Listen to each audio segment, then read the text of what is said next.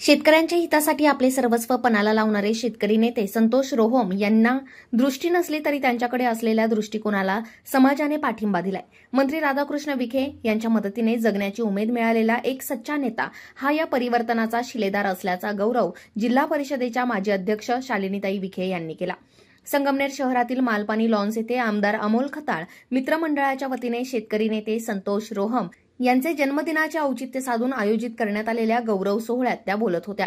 यावेळी व्यासपीठावर ज्येष्ठ नेते दशरथ सावंत, आमदार अमोल खताळ, त्यांच्या पत्नी नीलम खताळ, बापूसाहेब गुळवे, वसंतराव गुंजाळ, सुदाम सानम, डॉक्टर अशोक इथापे, भाजप अध्यक्षा पायल ताजने, श्रीकांत गोमासे, गुलाब भोसले, हरिश्चंद्र चकोर, वैभव लांडगे, शिवसेनेचे विठ्ठलराव घोरपडे, रामभाऊ रहाणे, दिनेश फटांगरे, विनोद सूर्यवंशी, जनार्दन आहेर, आरपीआयचे शहराध्यक्ष कैलास कासार, रौफ शेख, बंडू नाना देशमुख यांच्यासह तालुक्यातील महायुतीचे कार्यकर्ते, महिला, युवक, ज्येष्ठ नागरिक मोठ्या संख्येने उपस्थित होते।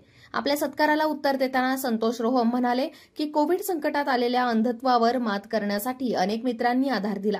पालकमंत्री राधाकृष्ण विखे पाटील यांनी केलेल्या सहकार्यामुळे आज मी आपल्यात आहे। तालुक्यातील अनेक प्रश्नांसाठी संघर्ष केला, यातून तयार झालेल्या वातावरणातून परिवर्तन झाले आणि आमचा 40 वर्षाचा वनवास संपला असल्याचे त्यांनी सांगितले।